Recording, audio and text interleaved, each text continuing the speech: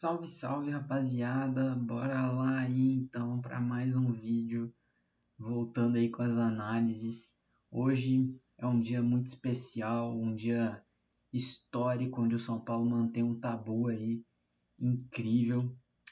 E sem mais delongas, vamos aí para análise, né? Hoje eu vou lançar o vídeo um pouquinho mais tarde do que o habitual. Fazia bastante tempo que eu não ficava tão empolgado assim com o São Paulo, eu devo admitir. Não foi um jogo magnífico, não foi um jogo lindo, mas é um dos melhores elencos do Brasil, né? Um dos dois melhores, incontestavelmente, que acabou de contratar o Lucas Paquetá por 41 milhões de euros. É um dinheiro assombroso, um dinheiro que o São Paulo não gastou em contratação nesses últimos 2, 3 anos, e o Flamengo gasta em um único jogador. Mas enfim, o primeiro print aqui já é do começo do jogo, né? 11 minutos e 25. Eu tirei esse print aqui para demonstrar que a posse de bola, que era de 72% naquele momento do Flamengo, e que representava muito bem o que era o jogo. O Flamengo tinha o controle das ações do jogo, o São Paulo muito passivo naquele momento. E parecia que era questão de tempo até o Flamengo se encontrar ali no jogo e encaixar uma boa jogada, que até o momento ainda não havia acontecido. E de fato acontece ali, logo em sequência, o Cebolinha aqui acha um bom passe para o Carrascal, e o Carrascal acaba perdendo cara a cara com o Rafael, que até aqui por esse lance, apesar da bola já ter saído aqui do pé do Cebolinha, alguns frames, né, dá pra ver que ele vem de trás, não estava nem um pouco impedido, seria realmente um gol legalíssimo se o São Paulo tivesse tomado, mas felizmente o Carrascal perdeu. Eu tô aqui com uma camiseta que é do Botafogo de Ribeirão, acabei de me lembrar para destacar que eu não tava com camiseta limpa do São Paulo, infelizmente, então vai ter que ser essa aqui mesmo hoje, pessoal, que é um clube meio que irmão, assim, em camisetas do São Paulo, o Botafogo aqui de Ribeirão. Mas, enfim, continuando, logo em seguida tem outra chegada do Flamengo, o Cebolinha arriscando ali de fora da área, ele bate forte e o Rafael consegue fazer uma boa defesa. Aí em seguida é o único lance do São Paulo no primeiro tempo, quase 19 ali do primeiro tempo, um bom passe do Mike e o Luciano corta ali o Léo Pereira, mas ele se recupera bem a tempo e consegue bloquear o chute. E a bola acaba vindo meio mascada e vai ali pela linha de fundo. Uma boa jogada, mas nada de uma criação incrível assim do São Paulo. E aqui um momento magnífico, um momento interessantíssimo, que é a parada técnica que está tendo agora nesse começo de ano. Eu já destaquei, eu acho, se eu não me engano, no último vídeo que eu fiz mais um desabafo, assim, que foi uma análise, desabafo, assim, sobre o jogo contra o Palmeiras. E a parada técnica faz muita diferença. O São Paulo volta bem diferente, não é uma mudança bizarra, não é uma mudança radical assim que o São Paulo tem, mas é uma mudança de atitude importante. O São Paulo começa a disputar mais e negociar mais essa posse de bola que era muito do Flamengo até ali. E isso muda bastante o jogo até o final do primeiro tempo, pelo menos. E aí, comecinho do segundo tempo, o Flamengo encontrando um pouco de dificuldade ali, um jogo bem parelho, um jogo bem disputado ali até esse começo de segundo tempo. E aí o Felipe Luiz decide chamar a cavalaria, os últimos dois titulares que estavam no banco ali, Arrascaeta e Jorginho, né? O Flamengo começa com o time titular, acho que eu acabei que não mostrei ainda a escalação para vocês, né? Mas logo a gente entra nisso. É o momento que a gente fala, puta vida, complicado isso. Mas enfim. Em seguida saiu o gol do Flamengo, um passe genial de peito ali do Pedro. E a finalização do Plata, livre de marcação, era o Arboleda, que devia ter acompanhado ele ali, o Danielzinho estava ali na marcação. Um infortúnio ali, uma desorganização da zaga de São Paulo, meio generalizada. e o Sabino não consegue alcançar o Pedro ali, que acha o recurso de primeira num passe de peito, então é muito difícil de marcar uma jogada dessa, na minha opinião, né? E um gol aí de requinte técnico do Flamengo, mas logo em seguida vem o gol do São Paulo. Poucos minutos ali depois, ali já entraram Arrascaeta e Jorginho, e com isso o Flamengo dá uma morrida, tá? O Flamengo muda bastante a cara dele no jogo, o Arrascaeta não jogou nada, honestamente, na minha opinião, e o gol do São Paulo vem com uma finalização de cabeça do Luciano, ele é bom de cabeça, costuma fazer gols assim, às vezes perde uns também, mas faz parte, né? Um cruzamento sublime ali do Enzo Dias, e o Luciano aparece livre de marcação e cabeceia no cantinho ali do Rossi para empatar o jogo. Luciano Neves, quem torce para São Paulo sabe, é uma relação de amor e ódio com esse jogador, primeiro gol dele aí no campeonato, né? E logo em seguida não, 10 minutos depois ali praticamente, mas o jogo continuava bem disputado ali, mas aí o São Paulo parece que dá um clique no gol e o São Paulo começa a gostar do jogo. E é uma coisa muito legal, assim, porque o São Paulo começa o jogo mal.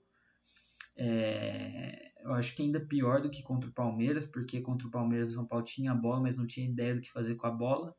Nesse jogo aqui o São Paulo tinha uma ideia clara desde o começo, que era dar balão lá pro Caleri, o Caleri brigar com os zagueiros e ver o que acontecia. E não deu muito certo essa estratégia, o Caleri jogou muito mal hoje, mas a partir do momento que o São Paulo começa a brigar mais, negociar mais essa posse de bola e deixar o Flamengo mais desconfortável no jogo, o São Paulo cresce no jogo e acaba se impondo dentro do Morumbi, né, que é o que a torcida do São Paulo espera, que o São Paulo brigue pelo menos, que o São Paulo batalhe pelos resultados e não deixe tão barato quanto foi contra o Palmeiras, contra a Portuguesa, por exemplo. E aí tem o primeiro gol do Danielzinho, acabei não tirando o print da comemoração dele, eu me esqueci, mas ele comemora bastante, é muito legal isso que a gente vai ver um pouquinho depois, tá? Guardei alguns detalhes aí, pós-créditos, mas é um cara que tá mostrando que quer muito estar no São Paulo, fez uma boa partida hoje o Danielzinho, mais uma até agora, pelo que eu assisti, na minha opinião não fez nenhum jogo ruim o Danielzinho, bom jogador. E aí, já passando para o final do jogo, São Paulo conseguia deixar bastante o Flamengo desconfortável. São Paulo brigando bastante, tentando e muitas vezes conseguindo. São Paulo ali entra com o Lucas, entra com o Cédric, entra com o Pablo Maia, acho que são essas três substituições entre o Tilápia, que está perdido por aí. Mas as substituições não afetaram tanto no jogo hoje. O Crespo demora a mexer, mas dava para ver que era um time que estava bem em campo, exceto pelo Bobadilha, na minha opinião, que é uma negação de jogador. Mas enfim, daqui a pouco a gente fala sobre os destaques da partida. Mas enfim, aí tem o último lance da partida, como dá para ver aqui, 50 e 57 mais 6, então iria até o 51 de jogo. É literalmente o último lance de jogo. Se eu não me engano, é o Plata que cabeceia aqui, o Rafael faz uma defesa espetacular. E aqui os jogadores do Flamengo começam a reclamar muito depois desse lance. Eu achei que poderia até ser por a bola ter entrado, mas aí no replay fica claro que a bola não entra. E eu vi depois que foi por conta desse contato aqui do Alan Franco no Arrascaeta, que eu tenho um print só. A Rede Globo vai ter várias câmeras para tirar todas as dúvidas aí de quem quiser buscar, né, o vídeo completo do lance. Mas, na minha opinião, não foi absolutamente nada uma choradeira da torcida do Flamengo e da Rede Globo de comunicações, com todo respeito.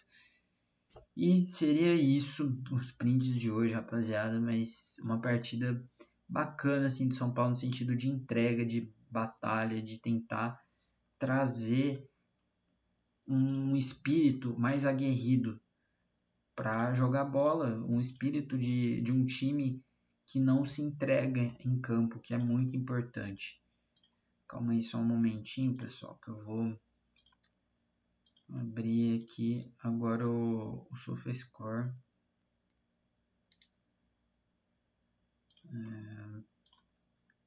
Só um momento. Hoje eu não vou fazer Não vou fazer corte não, tá, rapaziada? Porque realmente é bem tarde. Mas enfim. Vamos lá aqui para as atuações da partida.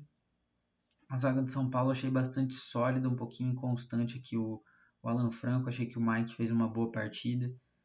O Caleri aqui com a pior nota eu acho que representa bem, apesar do Bobadilha ter errado muito. Ele, apesar de estar aqui como um jogador mais pela direita, muitas vezes ele não se encontra aqui onde ele deveria estar, marcando a subida do lado esquerdo do Flamengo. É um cara que parece que está muito perdido nessa função de terceiro homem de meio de campo, de, sei lá, primeiro, segundo. Porque o São Paulo joga com 3 volantes e, não sei, o Bobadilha parece que não se encaixa nesse esquema. E o Luciano ficou com a maior nota aqui. O Caleri, na minha opinião, foi bem mal mesmo hoje. Mas faz parte, né? Não era um jogo para ele. Deveria ter saído antes até. Ele é substituído aqui no finalzinho do jogo entre o Tapia. Mas, enfim, mais uma atuação muito segura do Rafael, a zaga bem, apesar do Alan Franco constante, como eu falei, uma baita partida do Marcos Antônio. Em alguns momentos ele me irrita, mas ele é um cara diferente, assim, do que a gente tem de futebol brasileiro. Dificilmente a gente vai encontrar um volante com a característica de dar um passe longo, um passe vertical, como o Marcos Antônio tem a capacidade.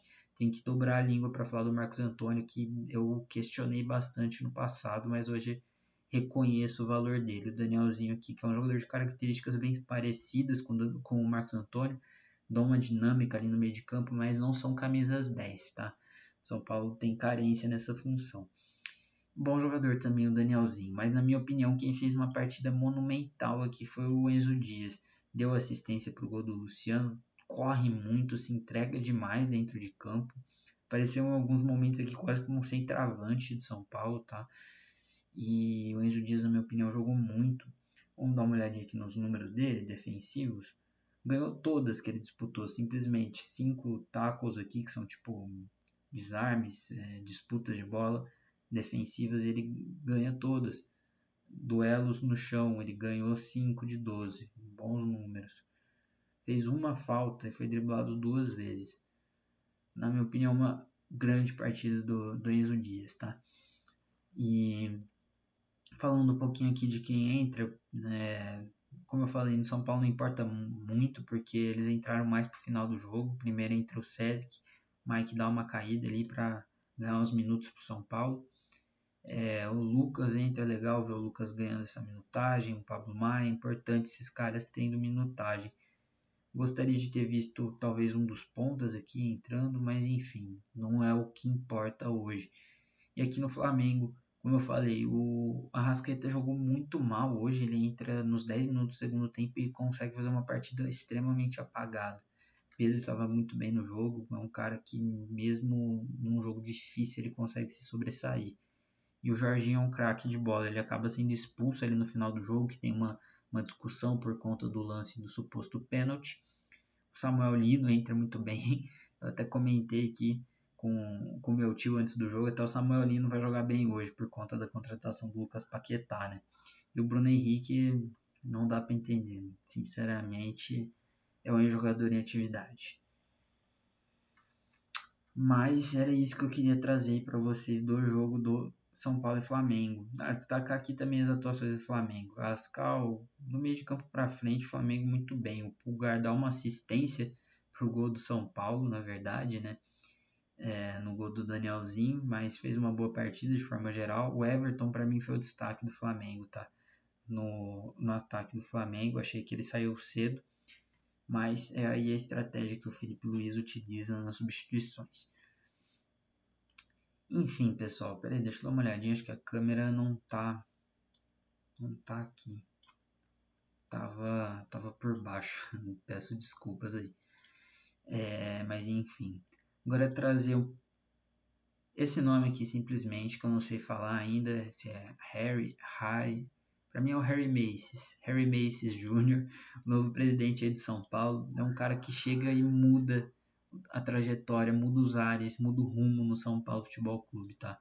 Porque o São Paulo ele vinha numa história recente de péssimas negociações, de vender muito mal seus jogadores, não fazer jogo duro pelas suas principais peças.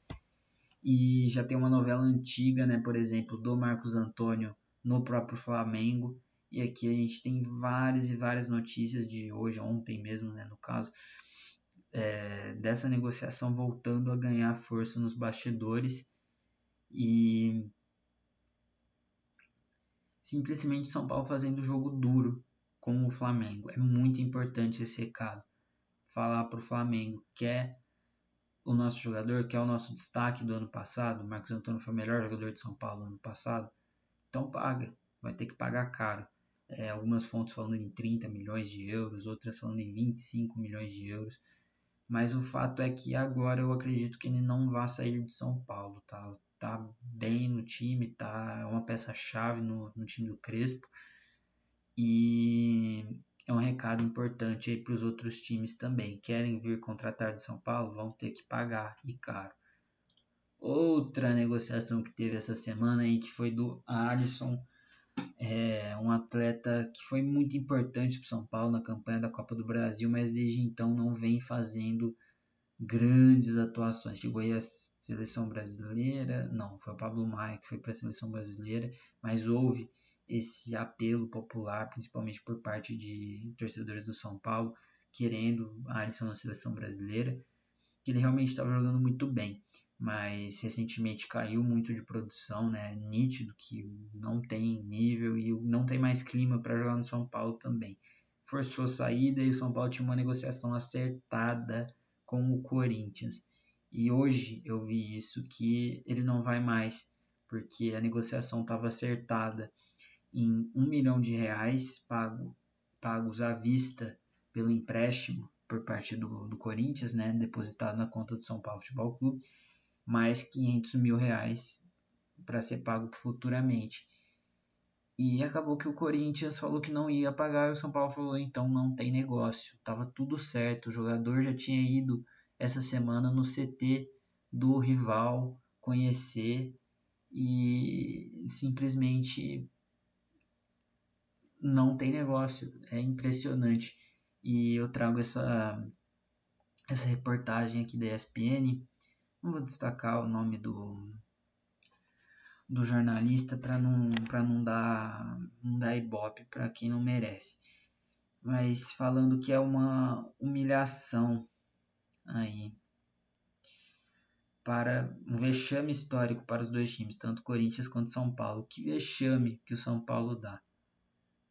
São Paulo se livra de um jogador que já não estava mais rendendo, encerra ciclos, coisa que São Paulo tem dificuldade nos anos recentes, e simplesmente vem um jornalista falar que o São Paulo passa vexame por não concluir a negociação, por não receber o dinheiro. São Paulo tinha definido que é um empréstimo do Alisson, paga. O Corinthians falou, não tem negócio, pessoal, simples assim.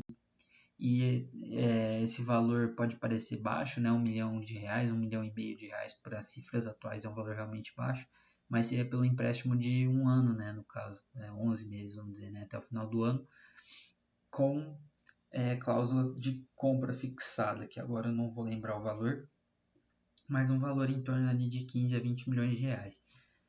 E seria bom para todas as partes, tá? Porque o Alisson não tem mais clima no São Paulo, encerraria o ciclo, não ficaria esse clima horrível que ele tá agora com a torcida do São Paulo por ter feito esse descaso com o São Paulo, de forçar a saída para um rival.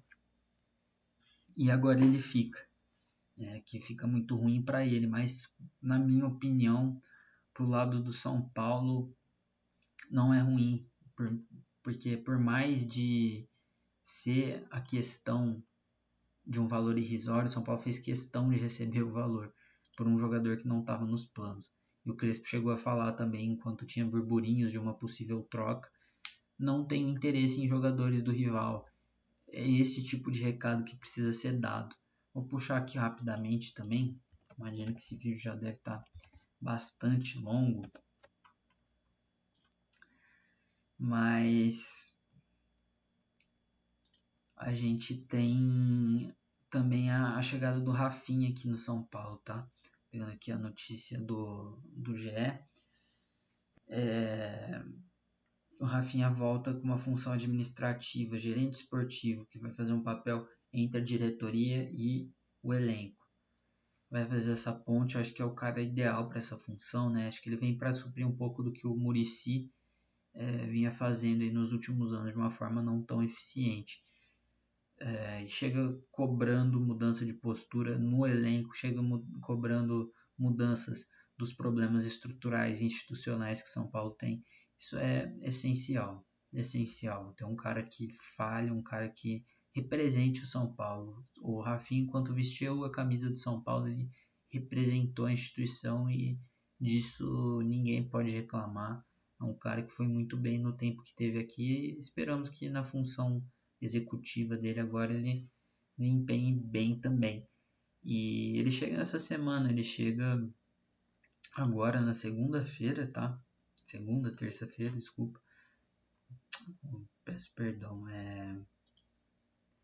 Hoje é quinta-feira já. Eu acho que ele chega na segunda. Agora eu não vou conseguir garantir, mas é na segunda ou na terça-feira e tem esse impacto. Porque aí já tem uma conversa ali com o elenco, já tem um ânimo diferente para mudar as coisas. São Paulo vai pagar o que está devendo.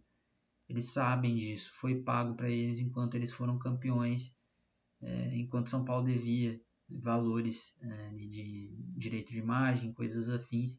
E o São Paulo foi lá e foi campeão da Copa do Brasil em 2023. E é um problema que muitos clubes têm, não só o São Paulo tem. Não tô... Como é que fala? As palavras já estão fugindo, pessoal. Peço desculpas, não é justificando a questão de ter salário atrasado, o próprio Rafinha fala isso, não dá para ficar fantasiando como se fosse, nossa, que legal, ele foi campeão com salário atrasado, não é para acontecer, mas aconteceu e não pode ser usado como justificativa para jogadores específicos performarem tão mal quanto tem performado. E sobre o Crespo, pessoal, acho que eu não vou trazer hoje, porque é muito difícil fazer uma análise agora. Estou bem animado, estou bem eufórico, para falar a verdade. Taticamente, não vejo grandes evoluções assim, no trabalho do Crespo de domingo para hoje. Não esperava também grandes evoluções, mas como a gente viu aqui, ele traz outro esquema, né? Ele volta a apostar no esquema com 3 zagueiros, 2 laterais, 3 volantes. Um esquema conservador, mas que funciona hoje, que a partir do momento que o time começa a brigar e negociar a posse de bola com o Flamengo, é um time que começa a render e ter um resultado diferente dentro de campo.